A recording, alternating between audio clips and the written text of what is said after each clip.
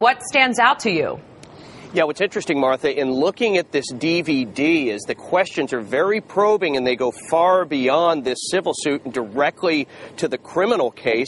And while Lee says that he caught his sister in several lies, he still says he has no reason to doubt her story about this babysitter kidnapping his niece. For the first time, Lee Anthony sat in the same room as the woman now suing his sister for defamation. For 3 hours, lawyers for Zenaida Gonzalez grilled Anthony about his sister Casey's claim that a babysitter by the same name kidnapped her daughter Kaylee. Was it your impression that night that she was making it up, or did you believe that to be true? To this day, I believe everything that my sister tells me. Gonzalez's lawyer says Lee declined to answer some questions. I think the questions he wouldn't answer really went to the heart of Casey Anthony's guilt or innocence. According to Gonzalez's legal team, it is important to their client's case to prove someone other than her was responsible for Kaylee's disappearance. If someone else did this, not our client, it proves it was false and proves our case, so it goes to the heart of our case. We're not just sniffing around because we're curious. In the deposition, Anthony admitted he never heard Zenaida Gonzalez's name before his sister's arrest in July.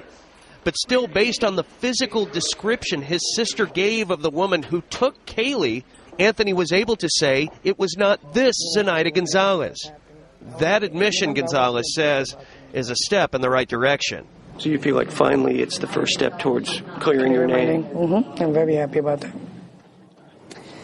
Now, Morgan says that several of those very probing questions about Casey's guilt or innocence that Lee refused to answer, he is contesting, and he is confident a judge will order Lee to answer them.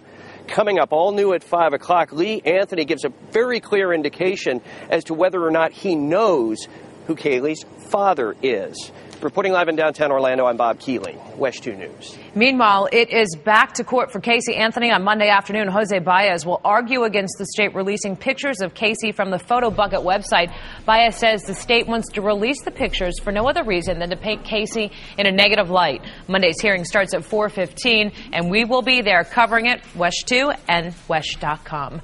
Baez also filed a motion to block the release of the jail videotape made of Casey the day Kaylee's remains were found. His motion claims the jail staff took Casey to the clinic to hear news reports about the discovery.